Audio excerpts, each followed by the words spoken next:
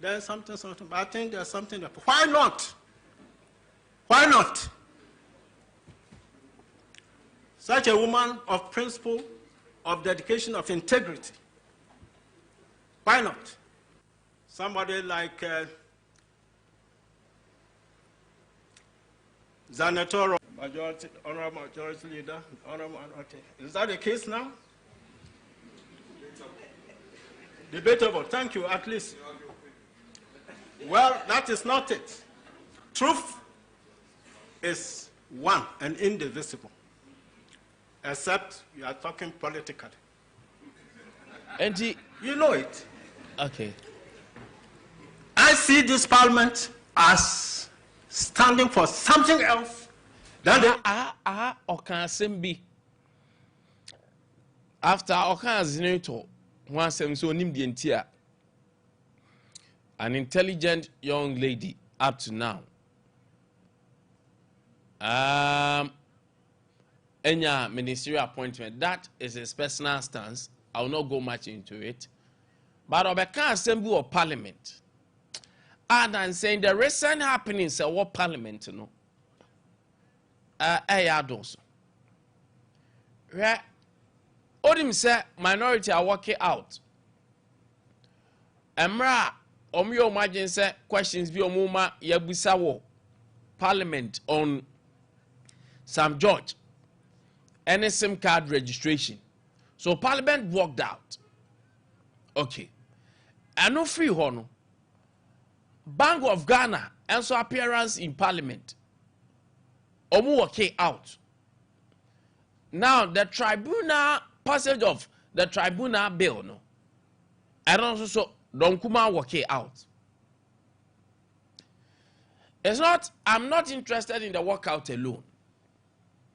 But in a way, we should ask ourselves, say, the majority, are they using their majority wisely? I don't care if they're all parliament, you know. I don't care if they're using in the right way, Anna. Because, sir, over what happened there? The tribunal one, no, a lot of concerns by, including Trade Union Congress, I mean, what their stand was on the same on this tribunal case. Some see also some people, and now I don't see why. Things of national issues. Some group are any moment to be neutral and to be talking. They are not even talking. We are not seeing them again. You see, that is why amount for GD what CSO Smuira no in certain institutions. I can't say me in an interview. I disagree with him. Say, as of for him, wait for him. But your time when they speak, mostly they are being biased. And then no matter how we are calling for these same people. We should be fair to these clergymen. In as much as say we will come against them. So much as so more partisan politics with their position now more. But look at this very well. There are certain people, you see them talk about national issues, things of concern, but now they are quiet. They are mute for whatever reason best known to them. But the tribunal one, a lot of people raise concern. Ade Akye Abia a very debatable thing in Parliament. After that, in no. And you bet national messias was near the Atenasia broader consultation, even before the passage in Parliament, which will await assenting from the president. But what are we seeing? So, William Atuguba said, who was former Supreme Court judge, one of the Supreme Court judges. I think 05 to 18 or so. The 15. I have been there for a very long time. And what he said is any people or parliamentarians no more. They are not there for Ghana interest. They are there for something else. and the current parliament, it is obvious to also say that it is easy for you to say that because of the recent happenings. Aside the walkouts now, Dawson. Are we also looking at the majority side? Say, one case, you know, or use it, or are they abusing it, or they are using it to benefit the whole country?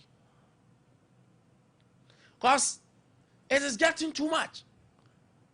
And if some point we are to the parliament anymore, and then if we don't get representatives, maybe if you don't get representation from my constituency, I think it's better. Because they will use their numbers. Aside that, so minority for so better I say a debate say, pa, you're walking out. So people are using it for their own interest. They are not using it for Ghana. Now listen to what Justice William Atuguba said on this parliament issue.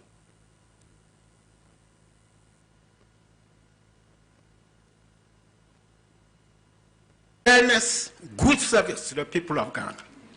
That's what I have seen, and I've said it.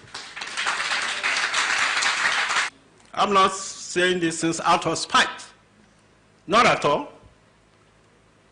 But it's necessary. Because the ship of state has tilted very, very ominously. Happily, as I say, all is not lost. There are some people who are good politicians. Majority, honorable majority leader, honorable minority. Is that the case now? Debatable. Thank you, at least. Well, that is not it. Truth is one and indivisible, except you are talking politically.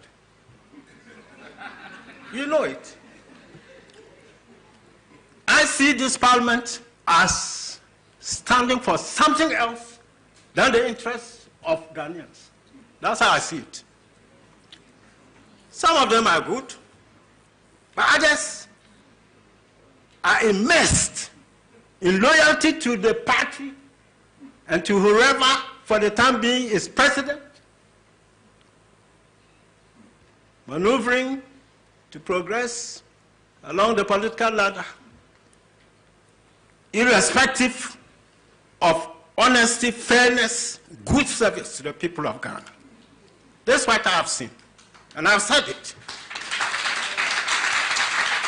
I'm not saying this since out of spite. Not at all. That is it. But can be as every which people are interpreting it in their own way.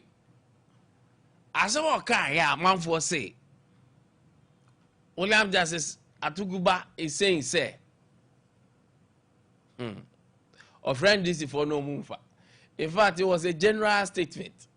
Some politicians, you know, omu banning ba no pamwa omu ko elections a omu ja wia ofro mo mumfa eh asemi de mu odu omu nya wia ofro mo mumfa eh babra Supreme Court judge, former Supreme Court judge, Obia from previous election Obia kasa Atuguba the NDC ni na for no pamwa no Obia was right to join a party, but hey, I said, where the end of the Atuguba.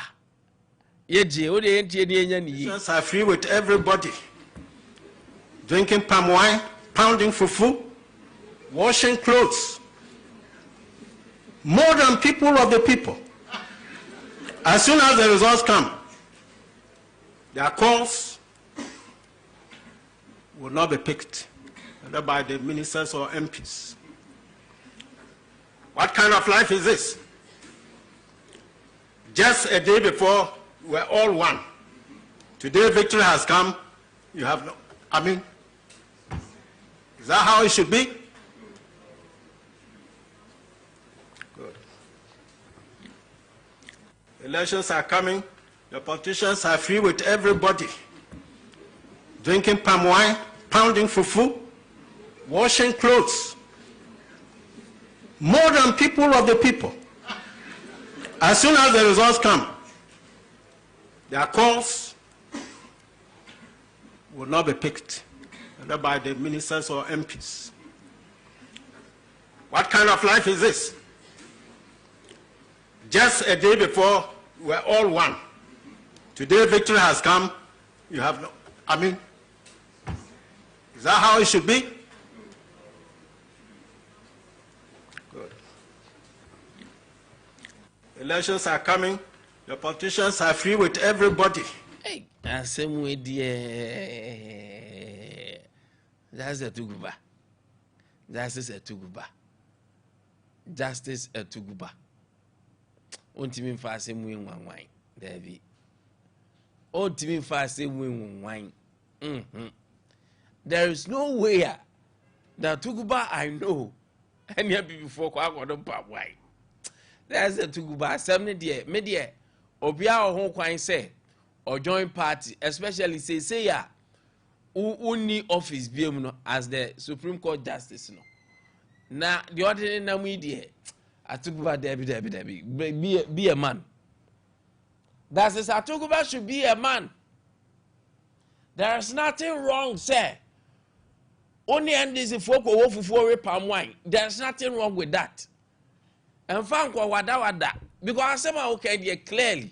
I end this for some naka. Asama justice saying clearly it's an NDC statement. But me nim gentia yada. Etoro bi ayede nyoma kosiesie konwan bibi obia ni wa obeka owo right to say judge or whatsoever say oni andisifo ane bowe oni omne wofufuo oni omne num panwa and so what say kra onya justice biem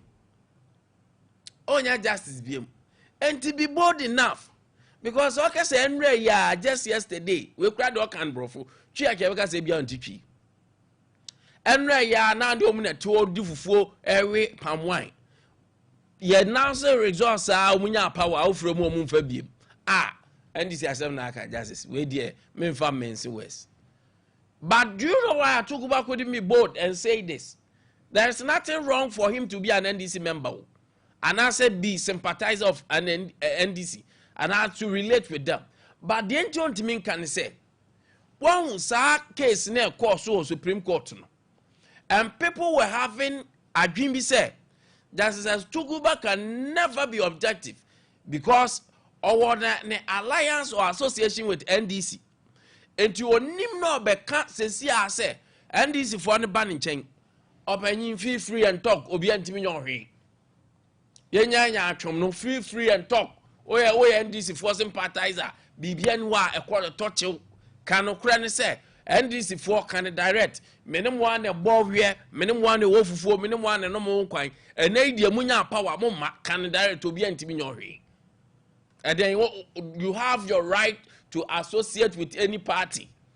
And I saw them one wine, just took by no way there, or man myself not to see no home. Because clearly, there is no way.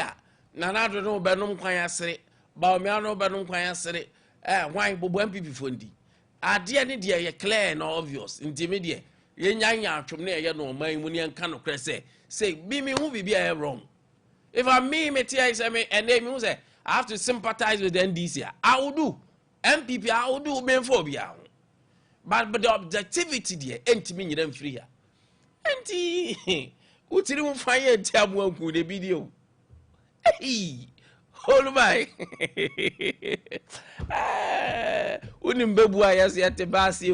but anyway, I love and somehow kind of the approach of parliament taking no crying. I am a deno.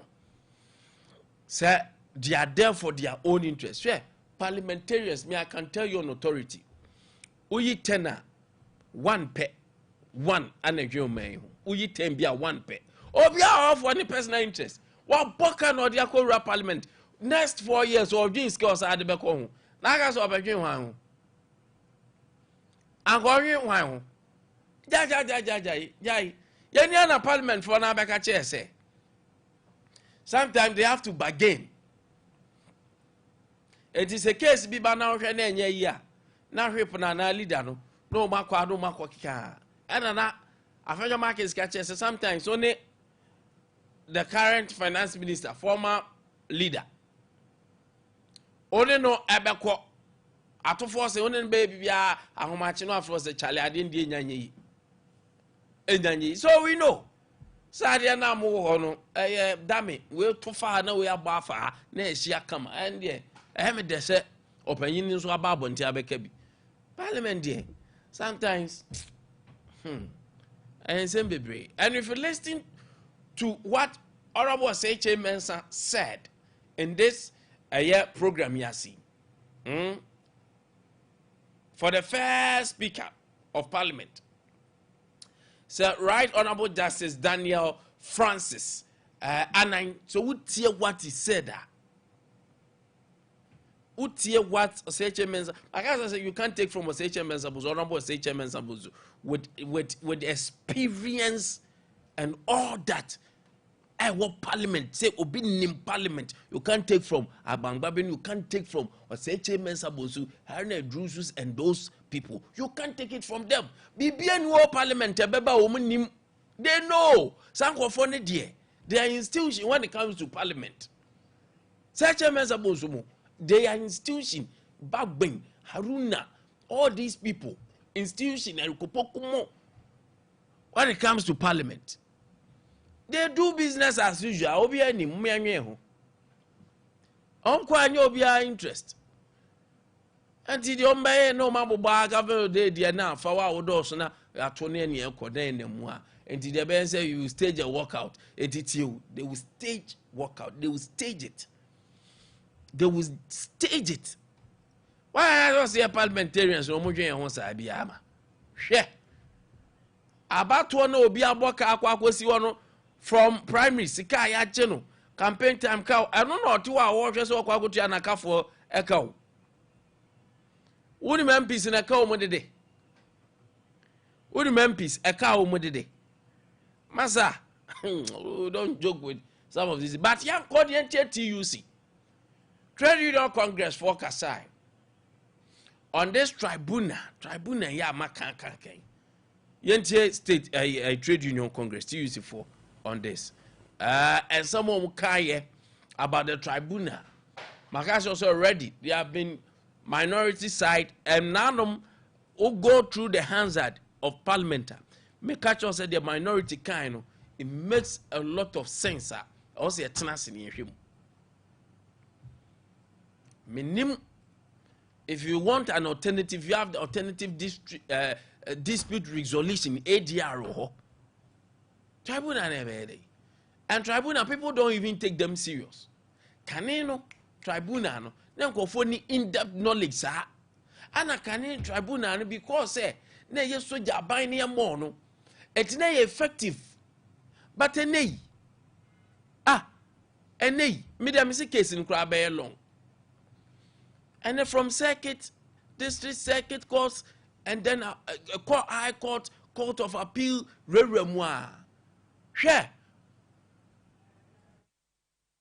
With keen interest, the debate both in Parliament and in the media over the tribunal's bill.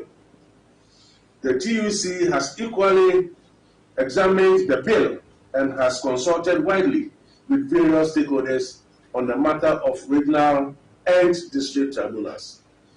In the TUC's memorandum to the Constitution Review Committee, we noted in paragraph 14 as follows.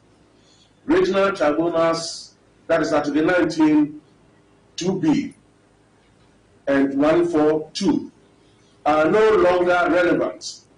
The TUC recommends that the entire article and other consequential references to regional tribunals must be expunged from the Constitution. In its final report to government, the Constitution Review Committee recommended that the regional tribunals be de-established from the Constitution. In the considered view of the committee, the High Court has been handling the caseload of the regional tribunals. In the face of these clear recommendations, both by TUC and the Constitutional Review Committee, it is baffling to us that government is attempting to activate the tribunals. The TUC manifestly opposed to the idea of resuscitating tribunals, given our collective bitter experiences with tribunals. The tribunals bill in its current shape and form strengthens our conviction that tribunals must be abandoned.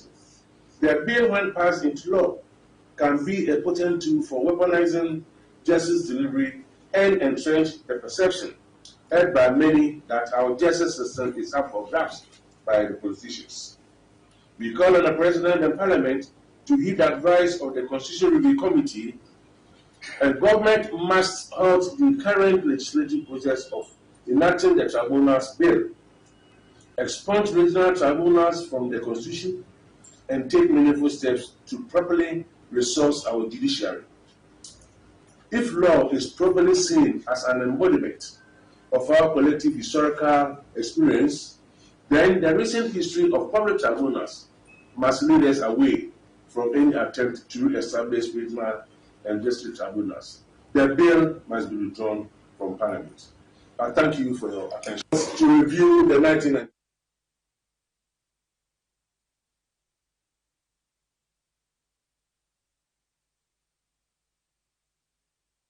Me tribunal we omde bana TUC for no. It's waste of time. It's waste. I was learning about the structure. I was reading about the structure of the tribunal. Masa, a waste of time. A waste of time. I'm trying to get a lawyer for us to discuss about. But me tribunal ni die. Makuma ensheda so.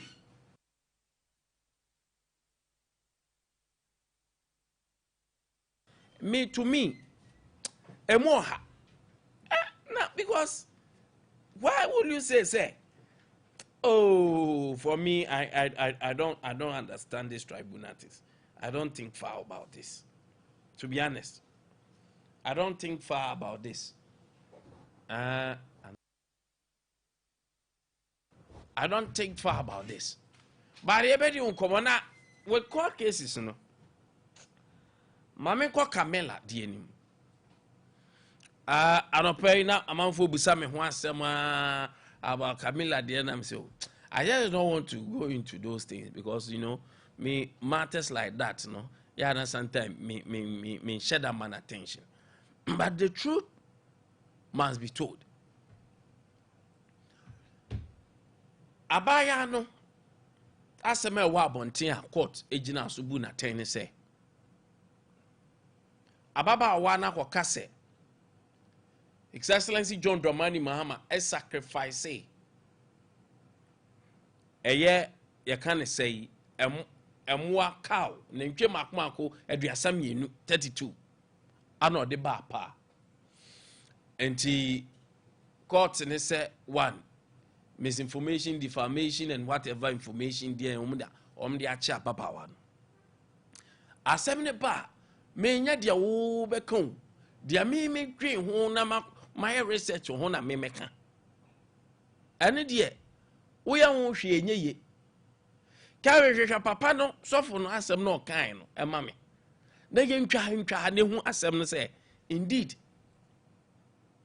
asem no mu kan ye no ababawa no if there's anything wrong say so obi aka ho asem me I am against aban bi obeba obe na adwen so obetena ye digie so obe adwen say because me da bia me ka say ye ni edidi ho enti ye ada aka say adwuma ni ho no eni ho nti ka say adwuma na na ye but when it comes to the legalities involved enti ukwa radio school ye cho bibi kakra media law kakra say bia benya knowledge kakra about emra no eno enye kese bibi kakra bi ni apone se o de beye wadwuma no won kasa bebia o kasa kodru bebia wontimi nkasa nkodru enti o media law enacts enti acts ni kwan a adwuma no hye ye se de o de nyoma besi ane ye wo mra etai adwuma no se ade o ya ye betima cho contempt ade o ya obetima dem ade o ya you are defiling someone's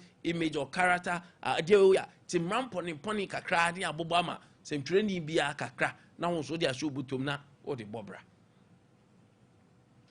entina formal education on everything you want to do no eya na eye no because one hwe ya obebu mra so because won yen ni mra wo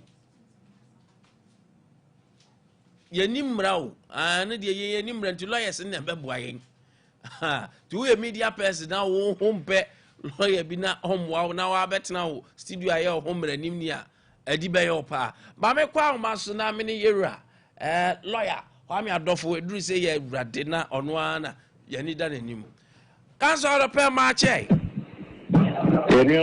na pom to say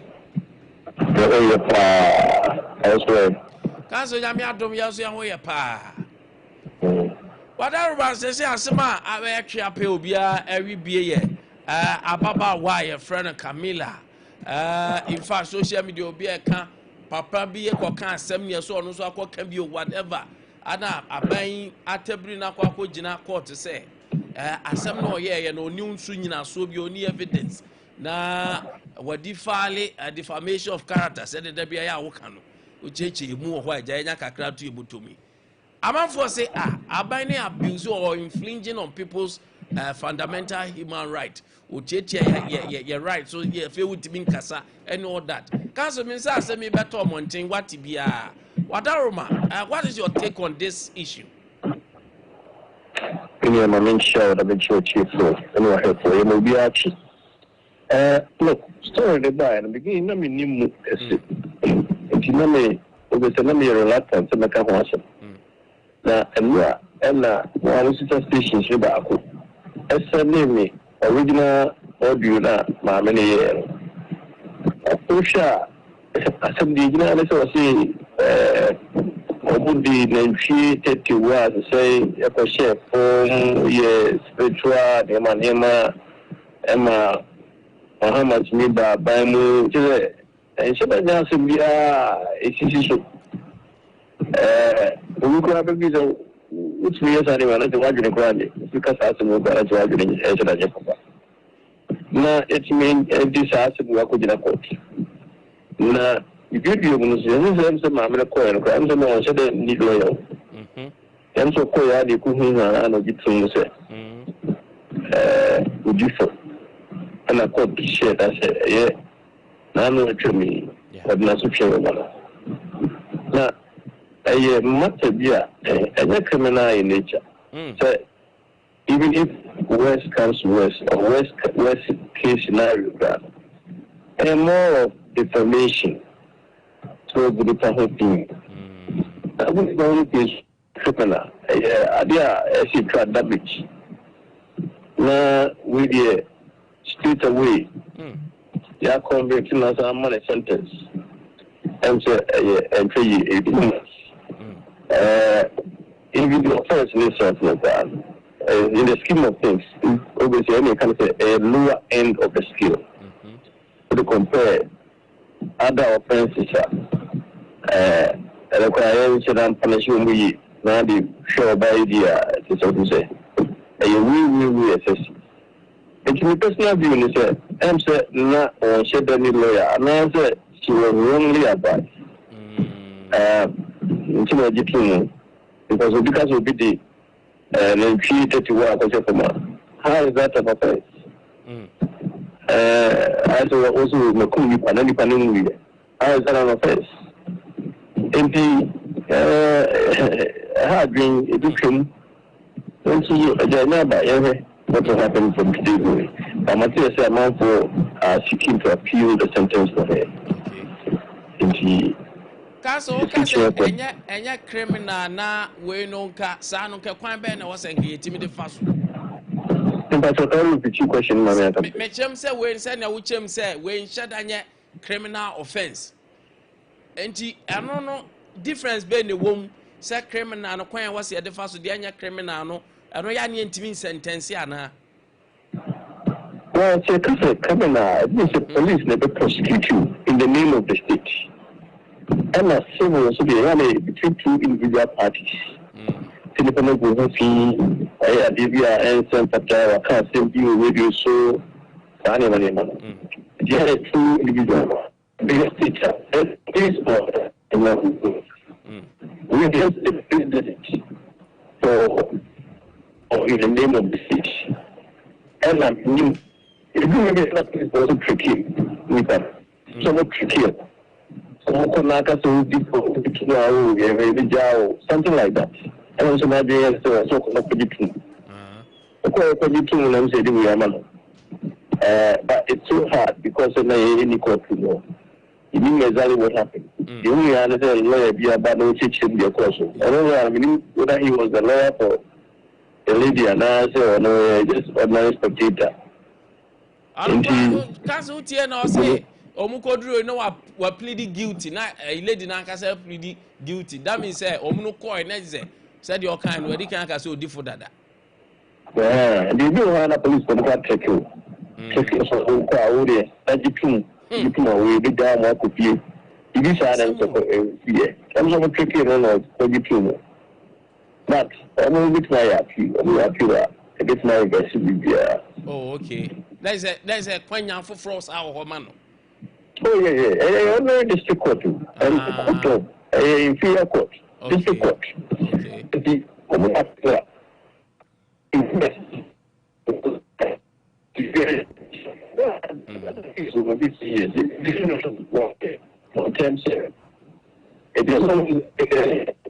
big deal, sir. Already, a prison congested as you remove amount of money put in the feed. And will be to be TikTok. Okay, because we are, I said, I just in the Arab prison now, I was I will do. Okay. Indeed, shows on the appeal, court in the reverse. Now, I can't say that they are not man for what I can say. I say me a baba where you can cry, so for be a can be you. So for the Omubu so no cast or no crano, or ye sacrifice Emma NDC for or Kumbe 32 and cows in a chef form. By inference now, baba when so can be a now yet to me, Jai Nipa no kind, or a main source near Befa Nipa can be no. That is the question. We are sure some Marias or deeply. That's what the law has a source. And then so cocaine. So no money more on their light week. If you are not suffering a heavy week, you don't want to be they didn't go after the suffering. And then when you have a policeman, they just want to please their masters. Oh, yeah, the Latin yeah, sure, sir. Some overzealous police officers want to please orders from above. That's what it is. We don't consider any case. Caso the amount for us are made by us or lawyer for any Juma pa. I don't besides I don't say Nasaka Crebiana Yadubiaco, Cacrebiana Yadubiaco. Also say a buying by or Tiati and for Casa Boache. And now say amount for us reckless in their speech. So, and only the saddest aspect, because we can't say Mahama in opposition.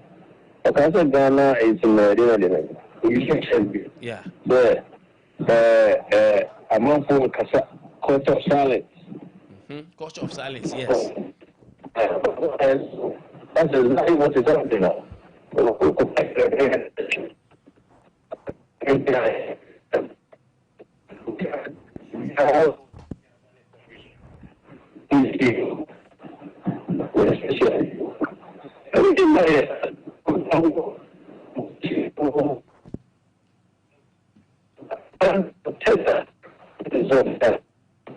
They had a painful, sad decision. But see, history oppressed. They tend to also oppress somebody. History all over the world. Look at the Israelis. When they were outside, they were being oppressed. Middle East. Look at what they are doing to the Palestinians.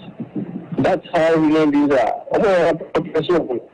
When you prepare, then they turn on other people to also do the same thing to them. And when Muhammad has the issue, in opposition, you are crying and said there's culture of silence. You should allow people to be free. Now, under your tenure, this thing is happening. It's not good. And I think you should let his people know that they are going on a wrong tangent and they should pull back. All right. Kaso, I don't pay my we are grateful.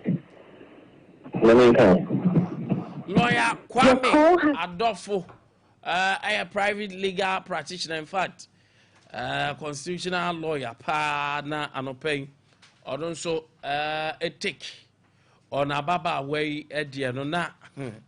As we know, Kevin Baba one voice in Oho, Bo, na area softened the so, Madame Hoba, Yabebo, and also softened the original, you know, kind.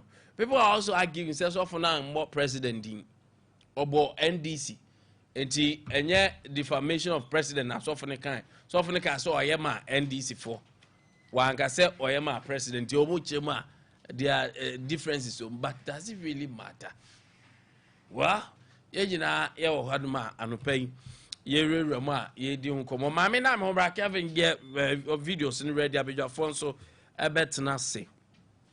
I don't pay Father Martin say about Mr. Roman Father drone no Roman Father net drone na make come for the amount. I don't pay say ohona mayo chi stroke anacho ohona yo ya ahona ohona yo mre. Father Martin say about Mr. Roman Father drone na make come for the amount. Pressure, diabetes and a war so. Yade aye kwankro na ebetu ase. Roman Father net drone na a dra or the ma yade or the yade da so anunum bi.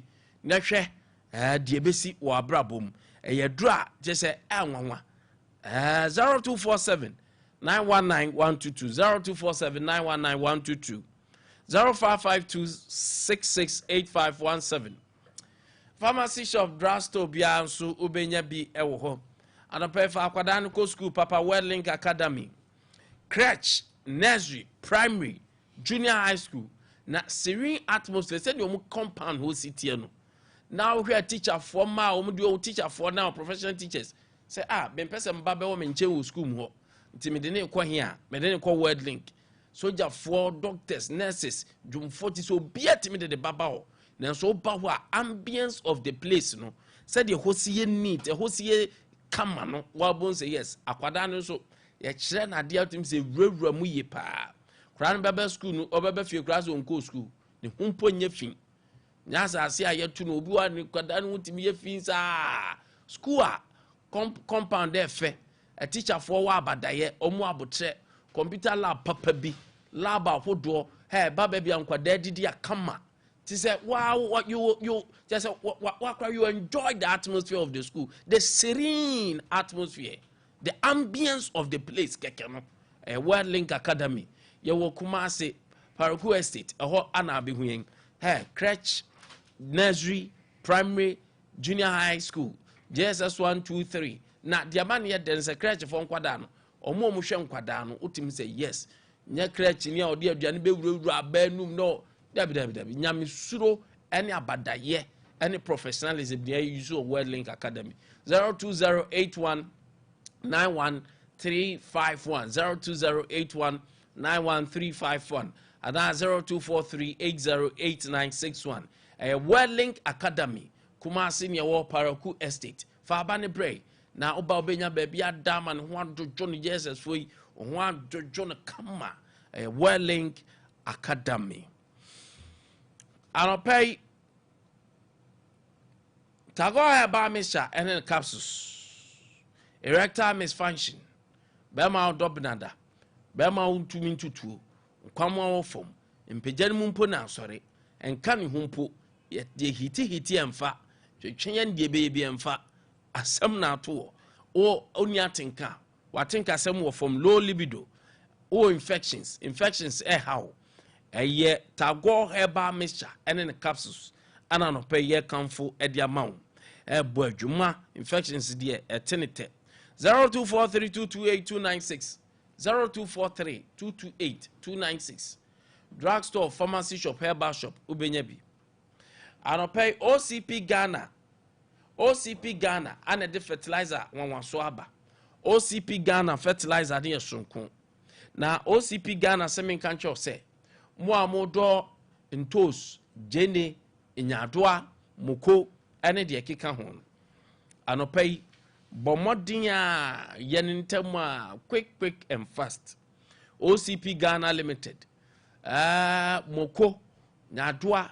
Ana wodwa unya OCP fertilizer na friend NPK na 15 ana 10 2010 mo amodo serious e bro mo 10 2010 ana 15 15 e bebo am odo legumes ni so abomode an ekwaji TSP no OCP fertilizer na ye TSP no anopai obi to na japade enti upa japade ato na obra no abo na ye di a mesrewa we abrosan mienu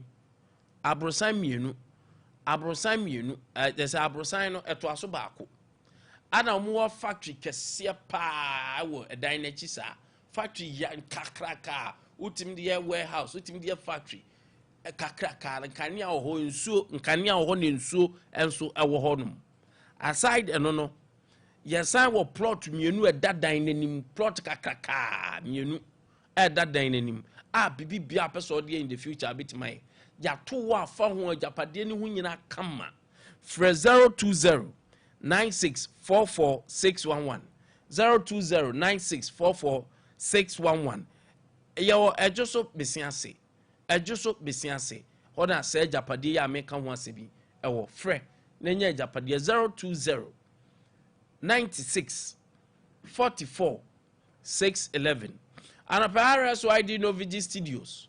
RSYD Novigi Studios. Now make come for the amount. And I pay sir obeso ultra movie, video clips, music videos, ultra skit. The obeso ya be a film, never video ne photography on the RSYD Novigi Studios. El Malama Biase First Coco Street. Malama Biase First Coco Street. 057 471 5778 057 471 5778 and 030 397 4822 030 397 4822 RSYD Novigi Studios and I make come for Ade Amount and pay bomoding kan ho na bray na ye no nya adwuma mom. Hey, Almighty 21st Clinic. Clinic I can no ehuna bobrim. Clinic I can dia boy mu asiama no. Abadwuma over decades. Eda so ginam bia ba no ateto. 21st de nwuma pen de eda so ginam. Ginam kokra obeba. Adwuma pa ne ton ne ho. Se yade bi tetew na age bi bidro dia 21st Clinic. Na mom sciatica de Ghana obi ani ho. Yakwa ne tim tu kwan kwam no ne kohwe sciatica ba.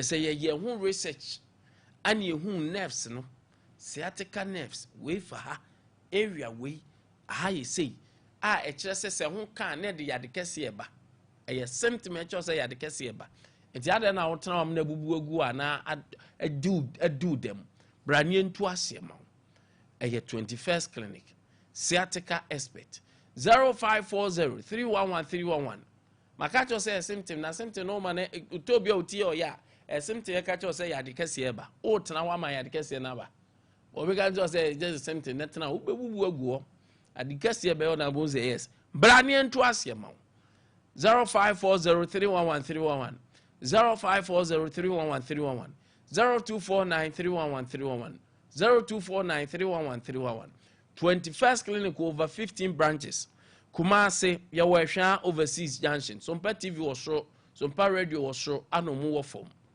Yane Alpha Radio ne benso. Obwase Fonko Council Quarters, Court Junction. Enkramonko Tantra Hill. Enkramonko Tantra Hill. Sunyani Teaching Hospital. Sunyani Teaching Hospital. First gate in any dear numshe. Sansona Tachimine. Enko GN Bank dine that denim. GN Bank dine that denim. Gransa Yane Children's Park and a benso. 0249311311. Call center near active 24/7. Offer baby a ben yabem wako 0249 311311 0540 311311 21st Clinic or your sciatica expert. Anope abeya fo atena se na yebedi komo enso eofia obetim do message na fa 050 9438 0509438500 yabeje akenkan amount yabeje akenkan ni nyina at the amount 0509438500 anɔpɛ wo de forward na yaje nya kenkan enso ede amount na anɔpɛ Prince Atenase dada Prince anɔpɛ wajiram gidi Prince no o ma no de no akɔsi hey could be hosting anɔpɛ wajiram ede amade National Democratic Congress. And of course, in himself, Hamisu Ibrahim so will be joining us. Prince, I don't pay marching. Good morning. Oh, my man is so green, mommy. Oh, okay. Good morning. Good morning. Pacho bibia boko. Na ko fondom na so e. Nyamiadum. No, good. Nyamiadum pa. Na mame fa kwan we so nchia o. Ene wadwumayefo amwa ha nyina. Na menchia NDC ebusuakuo ni nyina.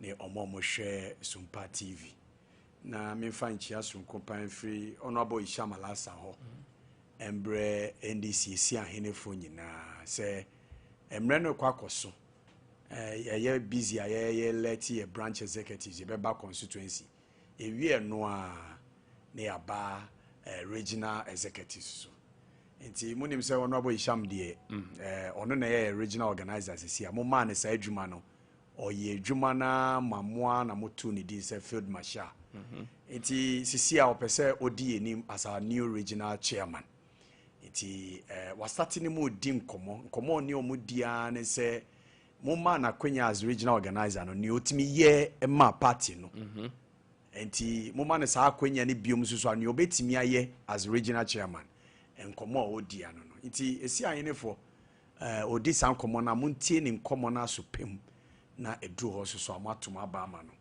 na mefiriwa me de nchia so efri honorable anase lawyer Samuel Safoduku oye NDC ni mapa or survey party ni from branch levels to national oba santimemo a ye legal team no omotwetwaje ye NDC fo bia emrane ni ye be nya no omo no motwetwaje ye no ono ye deputy director oko national so a eba no say ye organize ye congress na lawyer folk ko mo boama ye organize ye national congress no odi mu atentin mapa esom party no if you just search for the omunim no esan say ukọ ho a no na ejina mai as our parliamentary candidate for 3 consecutive times kumasa satikotoko suso de on air communication director wa kira de wo Prempeh College suso da enti eba ne nimdie a ye didi chochro for penny e wa Ashanti region for the NDC party there and ye ntimi yi obi a say be yi lawyer Samuel Safoduku enti esi ayene for edu ho suso a na mato abama no Nkwantabisa yaba yaba so de yaba me pa no me hu se na woni lawyer for be edi nkomo fa ye nuaba yi a oye MPP ni asemato no oye MPP ni so oye MPP ni okay and dey menya we meaning so a TikToker we share every place be omo show ni din a omo say MPP activist and TikToker that's fine nti ono aka so oye MPP ono aka so MPP otie video no so so oye MPP that's fine nti semato no because na no akoyi ne praise akoyi ne ka akoyi ne ka meti say wawo ma mi ensampo you see latest one kra won she dey nyi e kra o ye baby I'm so a baby and but Prince mama nye we mfro akofa abaidie okay Ghana Police Service at the statement bi aba asem na sa take tense kakra on say right from the court lawyer be grantee interview and a lawyer ne say girl no ekokan say o guilty enti omunu duro no aka say o guilty ti we guilty dia ene mrani ubedi ansa na bia be file appeal wa file na Ghana Police Service say once a man for bebre kan say wadidi president mama ne first lady atem na atem didie na odi ye no Kevin atem didie na odi ye no es nya no nko a was threatening the president ana ne yire ana mu family no so it's not about say o mu kan 32 m1 nko a in the video di nyina no Ghana Police Service chiremu a 1 ababa wane threaten President Mahama. 2 or threaten the First Lady. 3 or threaten family ni nyina. Na no kra na Ghana Police Service say yamfa no nto nchen. Kevin made the Police Service for statement na ma fato so. Yamfa no nto nchen. What they are saying is say ababa wane ka say onyim. Omkwache no. Ababa wane ka say onyim. Ano omde no call Ghana Police Service, Ghana Police Hospital. To omoche 9 July. Ene ye 17. Ano omukwa investigate, conduct test. No mse ababa wane oboa onyim. Eti ano kra na false information. Ti ano kra na offense, another offense. Ti according to Ghana Police Service for statement here, omudi aba eneyi. Eneyi omudi aba ichiremu a. Ababa wan case ni kura yedi na room first no. Aya ntro na otwa ye no. Afa no mu sa de ne beko high court. Asa ko di asem no electronic one no. Omu si afa do no krom ko di asem ni ti. First one na akodem no. Aya ntro na otwa se onyem. If the Ghana Police Service release anything to go by, that is what they are saying. Now I mean clever the indulgence of Sir Prince wane yetie for da men kwakra tanim kakra. Go ahead. Also police secure conviction of Kamila Al-Hassan for offense conduct. Offensive. Yes, offensive conduct. The Ghana Police Service has secured the conviction and sentencing of Kamila Al-Hassan 43 to 1 year imprisonment with hard labor by the Accra Circuit Court for offensive conduct following the publication of offensive and abusive content on social media targeting the President of the Republic, His Excellency John Dramani Mahama, and First Lady, Mrs. Lordina Mahama. The convict was arrested on 9th July 2026 through an intelligence-led operation after police intercepted a TikTok video in which she made offensive, insulting and derogatory remarks against the president, and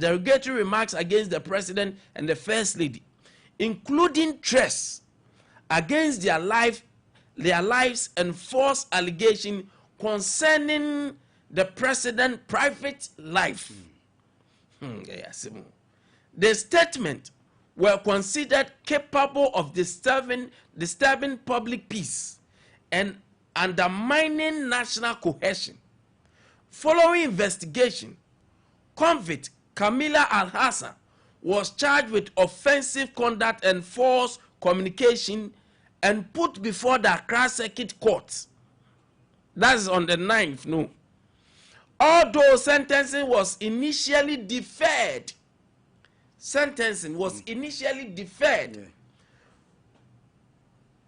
following her claim that she was pregnant.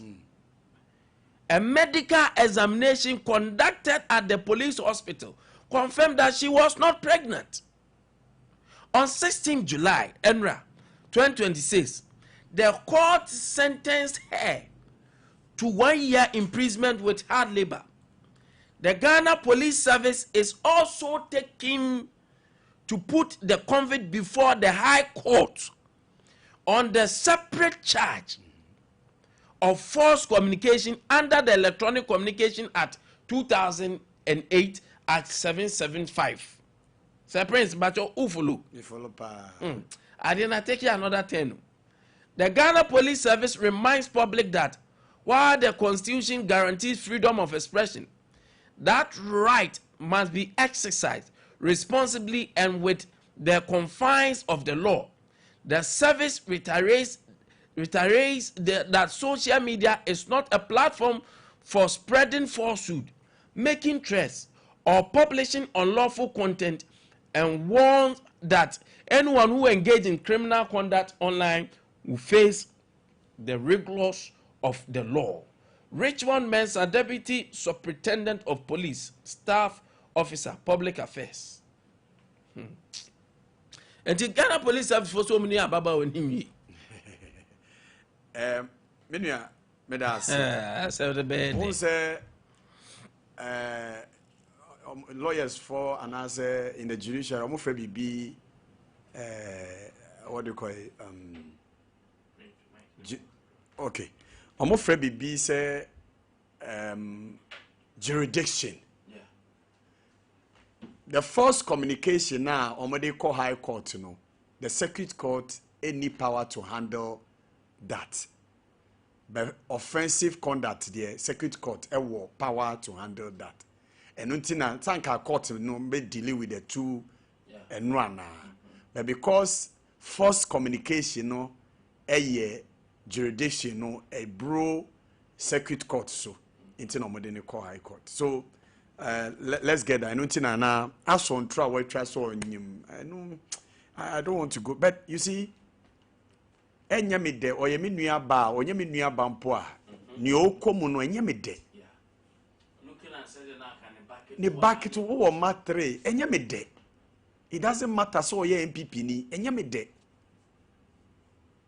But idea bi o wa hwe ye ka say free speech even in the most advanced countries there's no free speech, absolute free speech. What mean sorry nka bibia keke wo se o man no ate o man be ate o man koto abama president. It is a woka bibi fa o man penny no ho a o man wo to me say they will come at you. And not just want to mean criticize it on my penny. Oh, say yeah, President Akufo-Addo so you criticize it no. Yes. Based on evidence I wo. Say me kasa President Akufo-Addo misuse ye sika recklessly. Me say my example say or the sika $100 million ekotu amna so si National Cathedral. And no ye de be court won ho a yampa. So court intimi embu maten because it is true. That is my opinion. Say that money was spent recklessly because intimi $100 million ekotu amna so si National Cathedral. But who ko ka asem say o president ni oba ada president aye say minyanka president ni ne yire ni ne busuofo nyina nkomu. Hey, na me prince kura me nyo bia wa ha kura o threaten me a police for bechiw me ko report wa ye beba bechiw na omampeni a oye the president of the whole country osu unyanka owu ye nkuno sa semro de oman bia ni wa oman ni besoso so aso say o se ye ku ndc fo eku na twe 32 bi eno enka ho we share police report now. They are not dealing with that. And you know what no moka. Okay, specifically, they are dealing with the threats of his life. Yes. Also, be a lawyer and say, so be also for now cast some other name because the police did not arrest them because Wakasa NDC cool in 32, which is not true. But meanwhile, some who saw publish story be now man verify. Some Nkwantabisa story you publish a true na me so me publish here. Even though say Yanchi Nkwantabisa yetimi me. Some time ago na me work Capital Radio. Ye koye newspaper review TO newspaper review ya mo ye wo mo TV so yi. About a certain ohini bi oji sika bi wo oba bi wo so obeye no ohima e wa Asante region krobi so. Dispatch newspaper and a publishes our story no and a Capital Radio you go review ye papa no ohini na oji say sika no ensue dispatch no or the year ka ho boni be na Capital Radio ye thank you or the year ka ho o say ye review story no ama ni party more ade etwitwaje ye ne so no per 2 billion those times 2 billion ni sika ketwa no per 2 billion free Capital Radio ho ade etwitwaje ye ne say na asam no ye no correct because there was a receipt nipa oba na disika ne ma sa ohempo no o money receipt okay enu na save enu na dispatch newspaper provided wo send a friend no court ho na court say asam ye no credit obi ka enye bone that's all enu na etwitwaje Capital Radio enye sanka ebetua 2 billion ama sa ohempo no.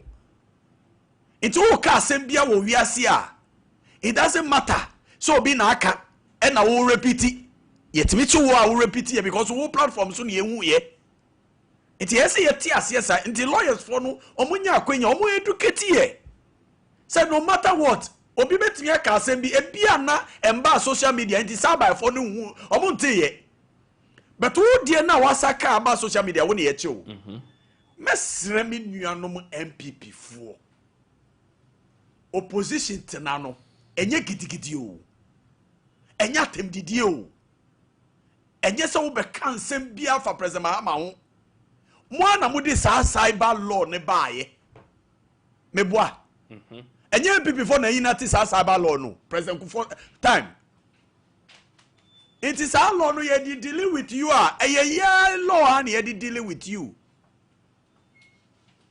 iti mesre mi nuanom MPP fo so mo show mo kase yi hwe enye de na sa de CEO o kase ye yonku journalist ye friend no owo XYZ power ye friend say ohene ba yes ohene ba yes obi enim no onu so kokasa say ya police force say onu so offensive conduct ye jailing for 3 months or 5 months. Yeah.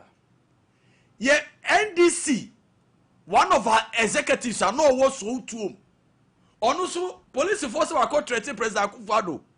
Ye didn't call court. Ono the other so them 4 years. And ye the man no. It's in them who say MPP before say, obu ye de na no free speech. No, it is our time na near jelly NDC for there. Na free speech wo. And no the NDC ni there. And ye boni. And then the Ajelim Obia and MPP for someone say that, and then President Mahama or stopping free speech. At the time, okay, Captain Smart, Kasapani, Captain Smart, you present a channel more times. Ewo krimu, all because of Asemo Kokai. Sadeni nyenra, and that's it. Tama. Ye jelly obi no wo support ye na nesu ya jelly obi for the same offensive conduct mesra wa support otimi nya achom yesterday because it was your party yesterday was your party member until ye jelly no eye wo de ene de your party member dia ene emra ne nya adwuma president Mahama staff free speech that cannot be that you cannot be somebody like that unipa bi sa no mentimi ne won deal because on kan okre o tina mekanase iti media ni ameka ne se abaiwa no media anka mesra ma no mesra ma no se anka okọ appeal judges for no o kai se abrantie bi edidi president Mills atem e wo Fox FM yeah o se na nim se bibi and the intimi nka e wa president Mills still say ye che no e wa no catch police for say munja no me ti e menim nse sa de no enti se waka munja no but obi o president bi o fa na on person obey interfere with the process I go on it yen hwe ye hu yi okay e wo kase because free speech is not absolute free speech doesn't mean say me nko ka asem bi anya no kre emfa Nkwantabisa ho eno Nkwantabisa de me kokota yetimi jeli me of course free speech doesn't mean say me threaten me nua Nkwantabisa me threaten na no ko report me a ye betimi achimi ajeli me. Free speech means metimi criticize no based on his competence, his work. And now some feel say Ghana si kana President Mahama use ni and o ka obi ambecho.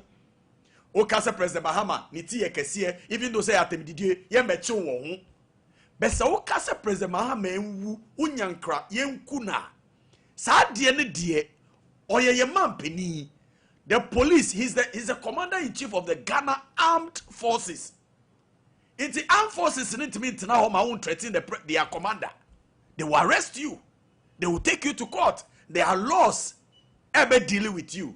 It's a yen share kase ye. Yen to ya wofu. Yen share kase ye. And yes, I near to we. I say, mintis MPP for your free Amina.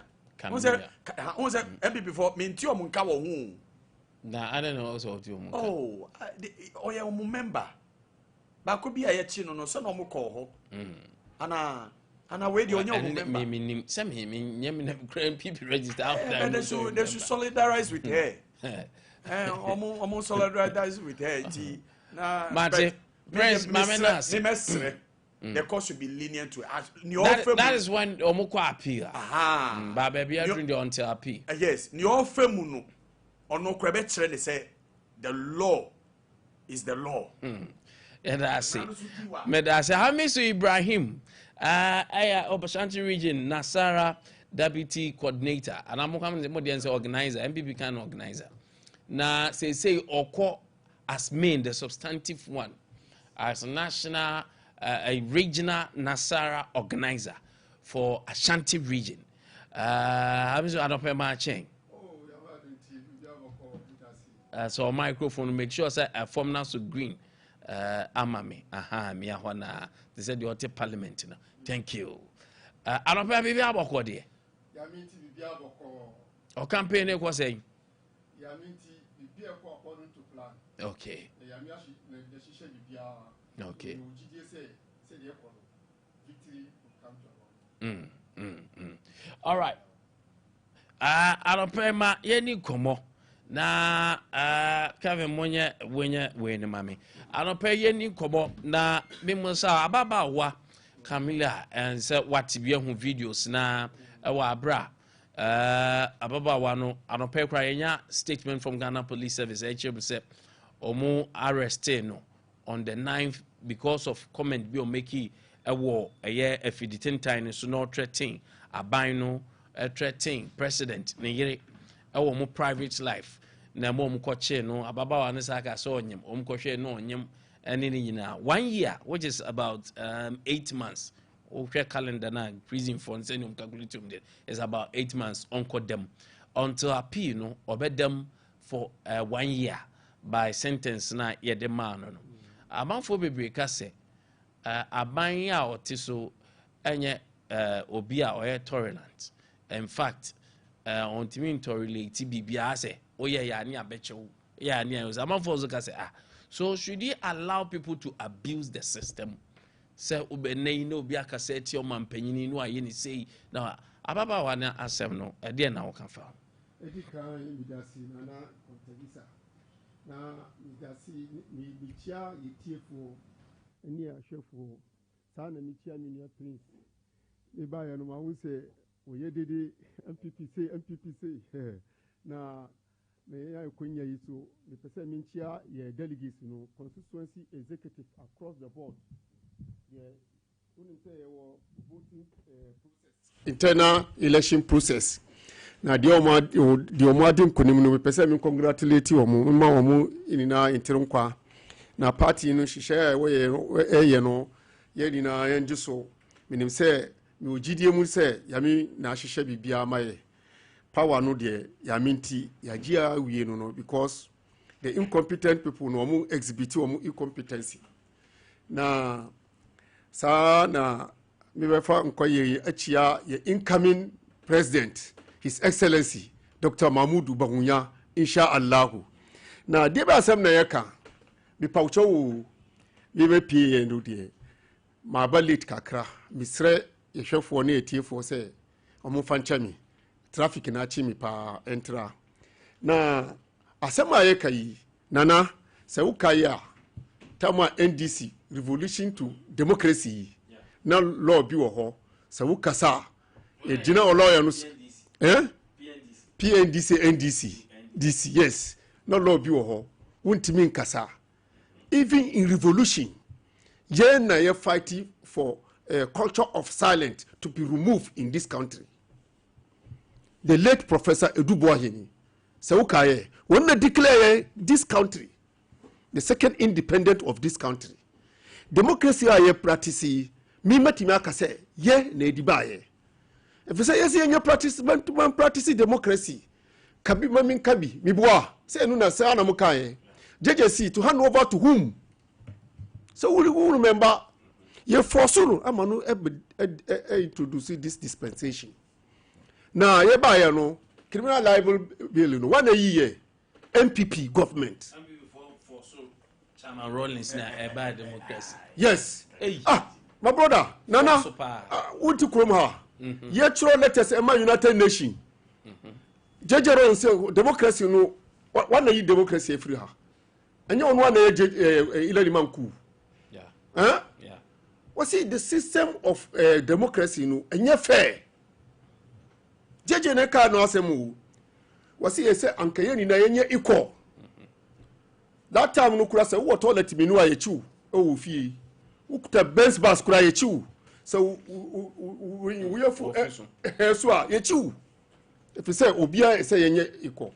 Forgetting that yami na ehihye sa yade no de wuntimi ye nipa wuntimi ye yami aye obi say wo yeskani obi susu oye hiani enyame hihye but politicians about promises say me baba mu a sikani eni ohiani be ye pe enso egitu mu bibua asema ni kai it is when you google you will see it. I'm not lying.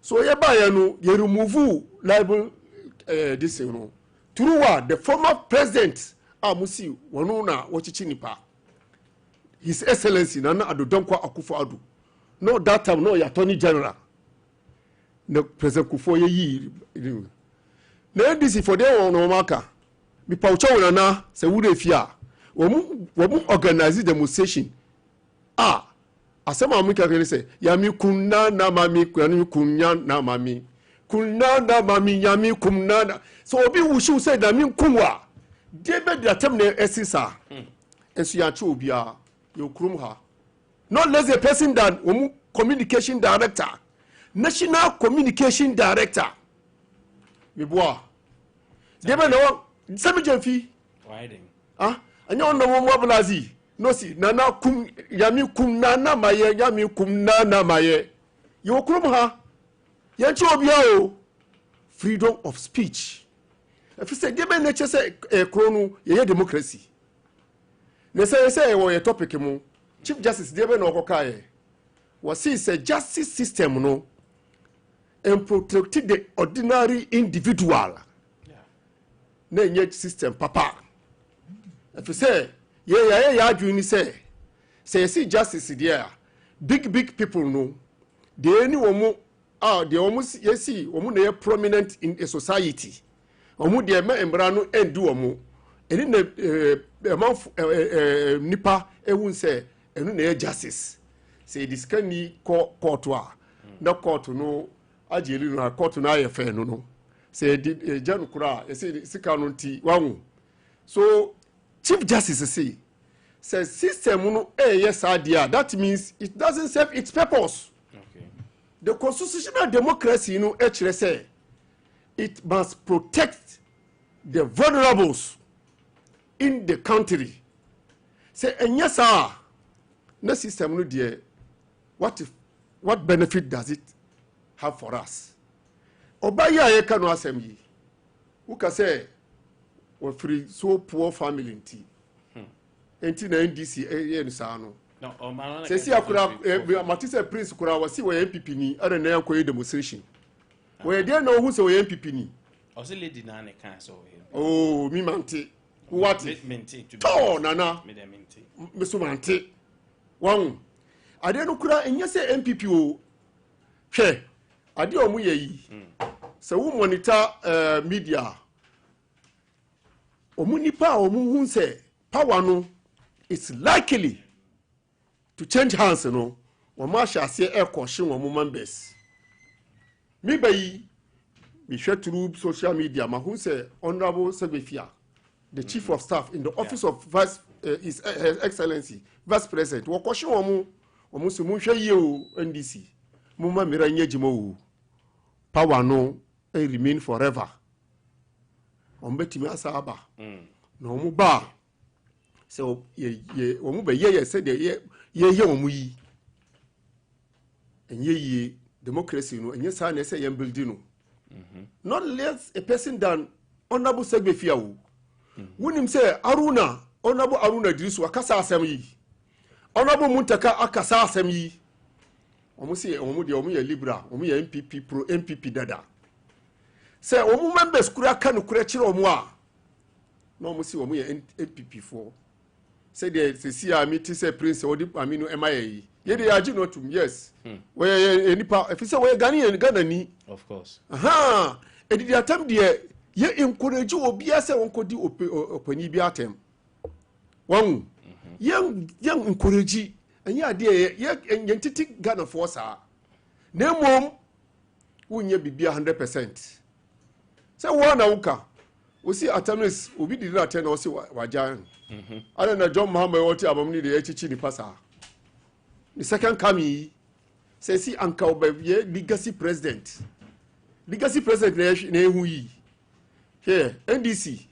So Murefia Munkai say power no abaya side da. And so and yes I am very lenient to you people. Some amukayeno is more than even coup making. One yancho bia said the kano ye ba ye obia bedia dance here. Okay. No freedom of speech is very abundant in the system. And no ma mumu ba ye munche yi ana nipa so e continue with that. Even though if you move to the excesses, no, and no, they encourage ye patch or say, so be kasa. Can who say, Nipa wu kasa etiano no, where Nipa wasumbo, where penny say, O papa, obetimia kasa sem na chireno. And I say, so uma mia, obetimia kasa sem na chireno. Nemo ye penny for no so, momu abusu for power no. Power no ye dia mawa ye dia mawo se umbe hweman no woma kroye embra man no mu woma ye nina ye hu se ye Ghana ma se na ye ma encourage ye na yesu ya contribute to the development of this nation. They say the omu na yin die enko ye kura. Thank you very much. Yeah, Prince. Yes. Been ye okasa o say omo na omo pa mu omo na omo ye rollins money ye. I'm not forcing. You never force Rollins to bring democracy. Yeah, this for it. Me why who say yeah near Betty the Fourth Republic. Yeah, the why yeah near Betty the 1992 Constitution. Yeah, the why won't crawl for. Satam na na do na ye Greater Accra Ghana Bar Association president. Omomu boycotté the formation and I say the writing of the 1992 Constitution. Only nienti. Osi omo Rollins gather omo so omo 1992 Constitution. Omo ye carpenter for, omo ye farmers, omo ye market women. Into omo lawyers, the omo sa entitlement feeling of Nanado. Omo lawyers there. Then omo ne market women court tenasi court 1992 Constitution. So they never partake in it. Sankrofo in ye ka omo asem. You never. More independence crown, more di Nkrumah unko concern say we are not ready to get independence. Nenye democracy. It's men kasada. You repealed the criminal libel law and then you brought the Communication Act law. Yeah. Offense now already almost here nunti no modi jeli albano Communication Act law 2008. 208 one and na president Kufuor and na president. So who are repealing law back? What's the law biaba? The same criminalizing speech. It's who koya na so buy. Menu you can say you say sami jevi to nyum kunana do sanyum no jama song ye to ne de bia. Otie. Tie. Me for you omo organize MPP4 organize including Ken Oforiatta ni Kofi Bentil. Okay omo organize Occupy Ghana. Occupy Flagstaff House. Omo ko hono the same nyum no moto ye kuma mamaye. Erade kuma mamaye. They were the first to sing that song. You know why they were not arrested? Because normal oko demonstration. We write a lot of things on placard. Memwa. Yeah, na ya school ye call demonstrations. Ye tro ne maybe sabi you say mugu placard so eno ye fa say yes demonstration. Right bia ye nya and ye yes ade. So there's nothing wrong with it. Mo to be. Yes you have to be. Nti eno call the men kan ye kwan ye de. Kan mo so mo de amoto say Erade nkum mahamaye. And yesu eba ya na yesu Erade so nkum nanado maye. Nti atika ya kan wi. Mami, say, maybe I say freedom of speech. Say Sam Jonah, one of the most respected people in Ghana. Yeah.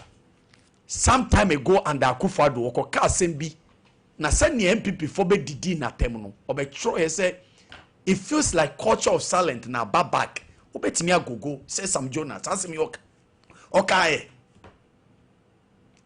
Mo wan no man chin wo kroma. Manasa Zuri, a journalist. Okoye militia in Castle. Sa ni documentary bi. MPP for tata no to the sense West African Media Foundation. Edi ni to kwan ko South Africa so nko born no dwa for 3 good months. Because then you know omo ye no so be losing in life. Manasa Zuri ebe ka wo krom ha. That is how dangerous you were under Akufo-Addo. People were not allowed to speak. As Captain Smart kasa every time they are no mo cheno. Youth organizer in so tomb. Okoka asembi video ni nie kra metimi e dey send video no wo me phone so. Okoka asembi etia Akufo-Addo. Ye chene jailed for 4 years. Initially omo man 10 years. And omo ye ya no omo man 4 years. Oh ya ma 1 year menu eti kasa say free speech. Ye ma ye nua no youth organizer of NDC. Oda so wo jail. And no there time no Alhaji Ankashi. No you okay with it. And now ya mo be 1 year me enyem need you. Even though say lady no MPP ni obi anim so MPP ni. Enyem need. But I am saying even in the most advanced countries speech are not absolutely free. The state will come after you. So we should know how to speak. Okay. Look, so nearby singing no President Mahama Obianim President Mahama in nature. Rebata now you. Rebata, okay. Obianim President Mahama in nature. Or ye very, very tolerant. Obianim and Tisa Nanado. That's it. Okay, action speech louder than words. Say the Abrafukano. Obayi, say Odemu Mibua. Unim say your former communication bunu acid na muko gunu so. Yeah, NDC. Acid former Google, yes. Yes. Your former director of communication of radio program Neba. Ana machi no gunu acid asema akoka ye wo de gogo wo I gogo that ni wa mu na ka photo ya gogo acid gunu kasa no miti hawo no you are lying no kacha se wonya din no kasa miti hawo I don't know about who ni pa no who ni position to ni din aye din am say way it's not part of a discipline but the person very good but when you say a code demonstration, I'm a wemu akobu one of our member. Neni, sign neni. And also me boa. Yeah, and very good. Mo na mo betre it's a democracy. Shit bumping. Urefi. Say media ka NDC asema na afa bini akogu omo office. You are passing through that system no. Now that time John Mahama no anya minister. So about as a president, ne intimidation no cost I will say where you call saint. Mama na ndim no. Mate, me da say. So can okura no please. One second okura. Ma yamra the next topic. Very good. And so na we the mama sha say enfru so. We late there. Yes. But minority recently, no boycott to parliament a lot. The recent one, the Bank of Ghana, I shall say with Sam George, I call parliament. Recent ones, Sam George called parliament. Say questions, your mama actually level parliament. The Bank of Ghana, omu level parliament, okay out, and a tribunal okay out of parliament. People are saying, we are not getting the best of the minority by working out. Among for also say majority is abusing their power of majority. And in your was here discussing holistically. They use their numbers to bully us. Which one do you side with on the recent walkout? Eddie Kine, walkout is a system of democracy, parliamentary democracy. Accepted. We are seeing Nigeria too.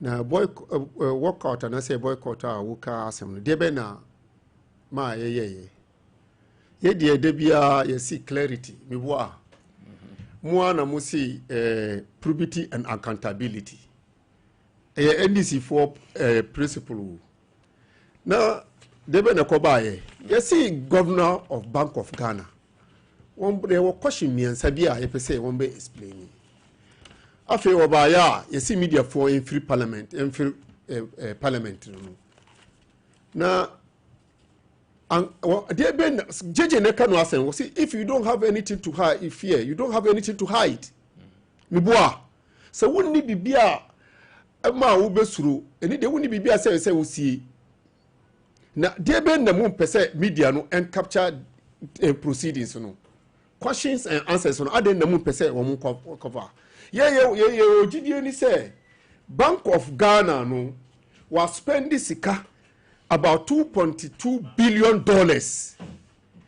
Yenim kwan ben suna onye sasika no kwan ben suna of use sasika no de be no disika no eye ana international reserve no se si asenne eti oho no wo yi sika no ana ye ni na yenim enye parliamentarians nko na pese wo mun clarity on these facts.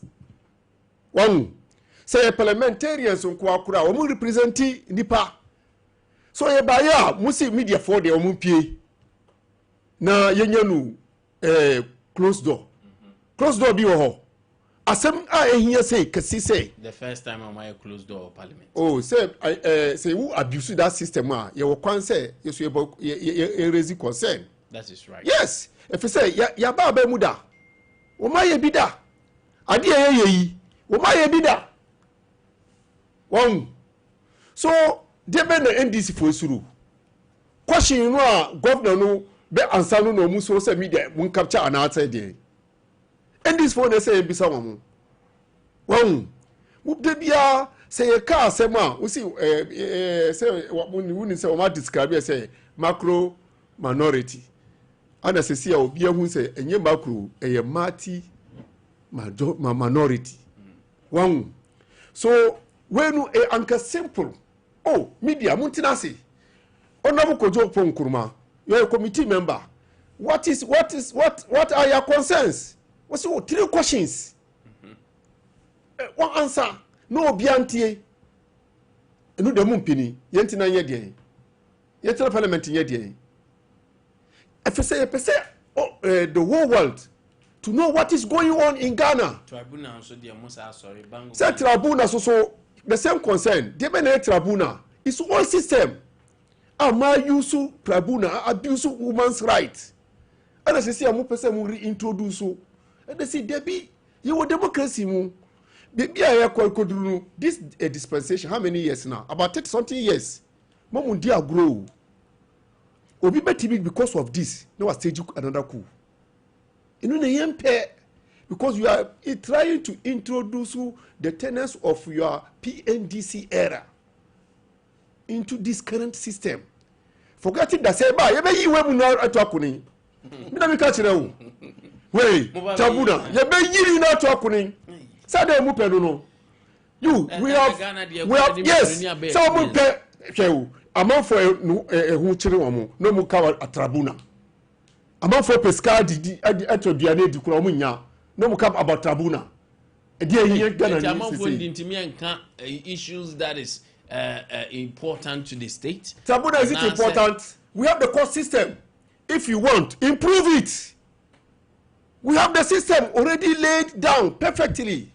All right. It's being practiced. Nobody complain about it. And you are introducing new this thing. Nana, can you no? And this is no ideas. I tell you. Okay. No ideas. I tell you, no ideas. Empty-headed. Wow. Look, John Mama, me paucho. I have the reason. Empty-headed. Okay, and no ideas. I will draw that. No ideas. I will draw empty-headed, but no ideas. We are getting to 2 years old. You are talking about tribunal. You are talking about tribunal. Your flagship promises, you know, you are abandoned. All right, that's it. Your time is up. Prince. As for you, your time is not up. Me paucho. Obi odidi ye NDC for atem say team bonkoso. Watcha sign. On train sign. What ya no watcha sign. Where did he attempt to say a team of Kosovo? The whole NDC, from our president to the last person in the NDC. Yedana say. Now, this is the 1992 Constitution, chapter 11, that talks about the judiciary. For say, me can a tribunal send me as what you know who as one TB that was say share the composition and the mode of exercise of the power of the judiciary.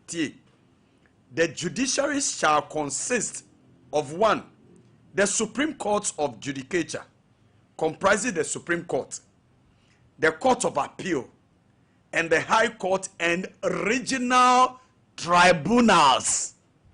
This is the 1992 Constitution. Iti eja Mr. Alaji. Constitution is say your court system, your judiciary system no ebe consists of the Supreme Court, the Appeals Court, the High Court, and the regional tribunals. Iti mu MPP for me nim say about tribunals pe na mo yemu hihye ye promise amanfo ye catch tebe mu fo ne say ye ba power biom a ye be bie regional tribunals say ye be ya workload na e wo judiciary no ometimi aye ni temtem. And the campaign promise na mo. A campaign promise ni fulfill. But even the constitution mobile promise in review. No promises in you see you can't forfeit all the promises. As for the review of the constitution, say any promise. Exactly. So we are promising. Even the constitution we are not rewriting it. We are reviewing it. Yes, so it doesn't mean just a campaign promise you can't review it. So far as said, there have been instances in himself opposition some of these things about government you review and then change your tactics. My brother Nkwantabisa, what problem is you fulfilling your promises what's my fulfilling your promise? Me say you fulfilling your promise even when your what you want to fulfill. Oh, I'm saying will not be of any benefit to us. Who says that it will not be a benefit to us? Do you know what the regional tribunals will come and do? They are coming to take cases either to apply up at the High Court, at the Appeals Court, at the Supreme Court. Yetimi, yetikroma yesi o assemble or court to do. Yenka. Him said the legal bindings of tribunal. No PC it is. There's legal binding in your constitution. And you're strong. What do you mean by saying yes? Tribunal. Do you know, Oti? Do you know the people who are appointed as the regional tribunal chairman? So it's not headed is a High Court judge. Any other people? Professionals in the society representing the people there. And no di asem enti yesi asem bi yemfa ne say manso nkwanta regional tribunal bi wo Kumasi ha mani asem bi esi wo ho yemfa nkodan court and high now na the regional tribunal omo ye nyema temtem che High Court uche law na yesi adjournment no yes case na ye nka say ya adjourn case no every day bi e be di asem no say na be ya be di asem no ntem. It is to speed up. Yeah, the fast track High Court by and the fast track High Court to mean the fast track High Court. Because attempt to be chawo. It's a yemrana ni ediso. The system, the court system, nankasa na me paucho, a part of the court system a year review. And yes, the regional tribunals beba. Ye bisa ya Nkwantabisa nkanopa we nka yasema yesa obisa me ni say, sa regional tribunals whether it's lawful or unlawful. Oh, but why will I ask that? Because you know it's lawful. Yes, and so why are we doing something that is lawful? You have a problem with it, and the MPP for all things can be lawful, but not all are beneficial. Me but Bible in casa. Bible in casa. Bible say you will be bia ho kwan. In the governance of country, no. Ade lawful bia na wo hye say ye. Me but no. Me last one. Oh, we etiefo. In the parliamentary practice, independent bodies, eco parliamentar, committees ne tenasia, omo tenasi in camera. Omo tenasi in camera. It means that omo tenasi ma public ni hu. And no MPP time, omo yebi. Omo isi koho. Just a committee na omo be meeti omo no. Omo decided so ye besi invite media no. And no a parliamentary practice eco so. It mindim nientia. Kojo Mponkruma say our questions be the governor. And a governor na baso obabe yanu our finance committee. And wa penyuma kesini ni MPP for minority say yema media for brasa committee no. And majority for say there be yentimi matter because enya ade say ye no say friend no media no be cover. And when you MPP for say ya work out. Ade amunim say parliamentary parties committee meetings no ye ma media phone cover Yema media for cover parliamentary city na big place no enu ne yema cover. Inti we me who MPP for you see led by Appenyo Marcus. You see they are not able to match the energy of the majority. These are the small shenanigans on beya on betimi microphone betimi notice you because some to koye omokui e to kwahu we dia nim it be the American majority ni for so omunye adwuma right in the law. Thank you, Prince. Omunya nyoma right in the law. 0548931931 Abraham Naso 0554931931 yankwa humane so hello, good morning. Chawai. Time you have now for close view. Fachemi. Junior Dabawia. But so I'm talking to the chairman also mensa. Chairman chairman, I'm chairman the no copia. And I feel they are both the chief human organizer over with so if mammy maybe Yaku a channel, the commission of DKM incoming Central organizer. That they change and say, and this is only the say, can you? She say, no, Omonia overwhelming MPs or parliament. And you don't possibly be able to me. But Omon Kai who say, said then you when you put the anchor in the tunnel, cow conference. I didn't and I war high court to her, your water court is now. Say, Mutumu Trabuna. Now, I look at the whole crowd and Mutumi any day. She say, let's a judge now, chief justice, and we buy, you know. Tana, my now, is a good person. She said, the more person, say, Mobile Tribunal. Who just said, now, is for them in Eka. I have quite and this from Somalia and say, I'm a teacher before the room. And sanity, nothing in the city, you know. Monka who said, then she told you, I can't know. And couple for that's Junior Babia. Hello, good morning. Hello, good morning. That backward, yeah. Good. And I'll pay me in way. Oh. Hello? My ain't you.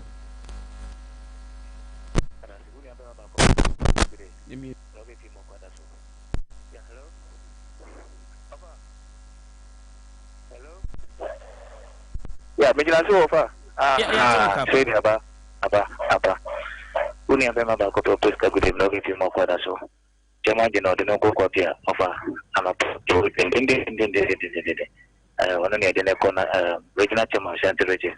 Nenyu mapa ofa another dan ko kufa do ye no baba to so ade aba power. La tweet Shantireje assistant secretary no so dio. Over there and this if we are no mo gen so mo ye nipa sin wo bia wo krom ha. It's almost they have the right, the monopoly to do whatever they want. Opie ni ho kwan. Offer 9 people a rep nekan. You come as emergency likes. Echo demonstration, echo kan. Kuma kufa to my radio, kuma kufa to my kuma kufa radio. The Modia Johnson or Modia Chase Ghana police. Actually, attending say Camilla acting president. Try to name the young one to me and country. And so you will come as a major young kum akufado because or say or mano will be uncanish. I end this make a book come to smart or on time a court a daily captain smart, even 1 month in Pokuma, and I said 3 weeks in Pokuma, on trace a quarter or Ghana. It's a confound the multi media time anytime or more. Omo positioner, Obi and Comoshe, name one battle at the Obi and Comasem, Okokaya Siacho, of our audio, send a mini about Miakayano, Omonia Diomope. They should do their work because they have the power now. And one more pay say, Omoko position, they say, they go for better Omoko position, can they still live in this country? May that say, thank you very much. Hello, good morning. Hello, good morning. Yes, sir. I Roma Father, the white agent. Roma Father, no pay. No pay, man. The hard-working police commander this goes to what you are saying? Police commander, the box and a cooker. I'm a papa. I mean, yeah, I can't find them. What a baby, I'm talking to you. They would say, especially in a present for Papu. They would say, get us a president for that and pass to this one. Instead of question, oh, then I'm getting a possession. I think we are not really a rapid. Because right now, without a people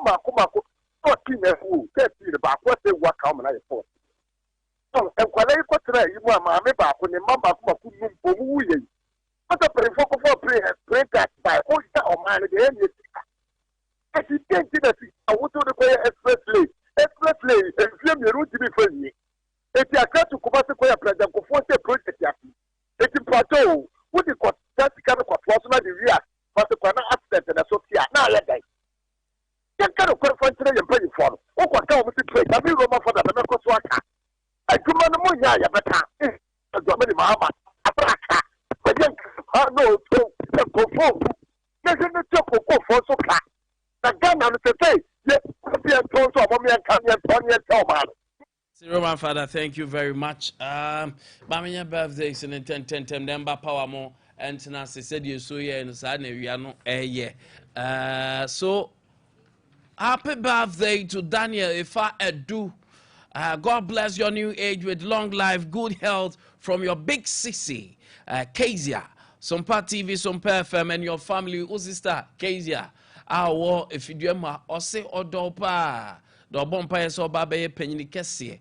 Da Kaination Sebusiani Nina Danny Omu Dog. And Danny, happy birthday to you.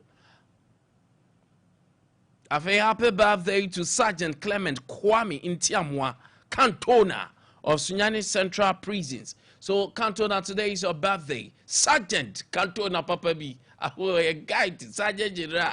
Happy birthday, bro. Dami shout on your kese onto washim da onto onkwanem. A very happy birthday to Kennedy Kofi Wager. Kennedy, Ken. Happy birthday to you, Ken. Today is your birthday. Sojenye, happy birthday. Nyami shout on your kese, oh Charlie, oh City Kama. Happy birthday. Nyami from Fradum Kwadum Soja. Enjoy your day. A very happy birthday to Officer Nana Daku Emmanuel from Kwame Danso, working at Enche Police Station. From your friend, Lord Hazard Bodum. So today is your birthday. Officer, happy birthday to Officer Nana Daku Emmanuel. Kwame Danso. Na oya Juma Enche. Kwame Danso for you so my happy birthday. Sansida what downfall, Lord Hazard. Or Sinyamin Shaw. Don't tell was him. Na yo pembiano nyame enyama wo. A very happy birthday to Mabel Kujo in Virginia, United States of America. From your husband Julio Perez, of course Robbie and your family. So Mabel, today is your birthday. Happy birthday to you. We ask for God's blessings and favor. May all that you aspire for be inspired by God. Happy birthday to Mabel. And happy birthday to Gracia Na Ayele Kome from your mother Jessica Ogbade Ashite Akute. So my happy birthday. Gracia, mommy loves you so much. Na Ayele, mommy loves you so much. She asks for God's blessings and favor. Say nyame shane na domau. Say nyame ema wakuma so ade embrem.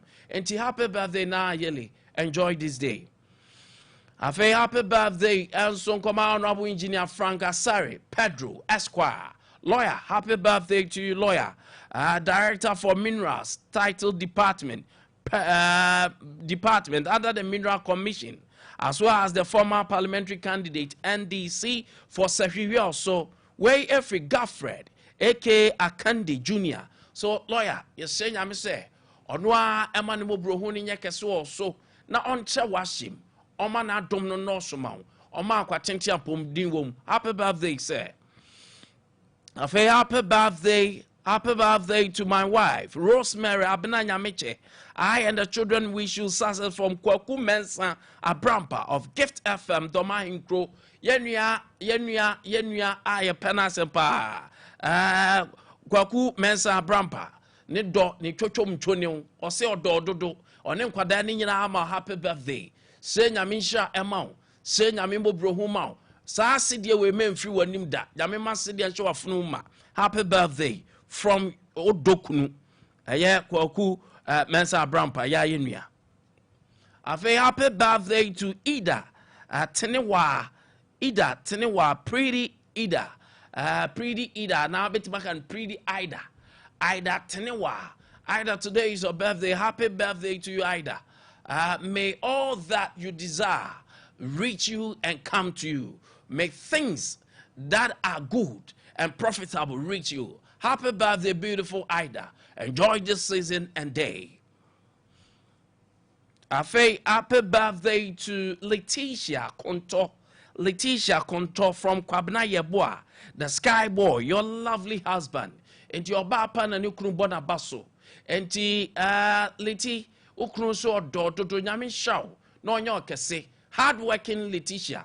Nyame from fra dumu enkwa dumu. You are so good for your family and they love you so much. Beautiful one. Enjoy your day, Mrs.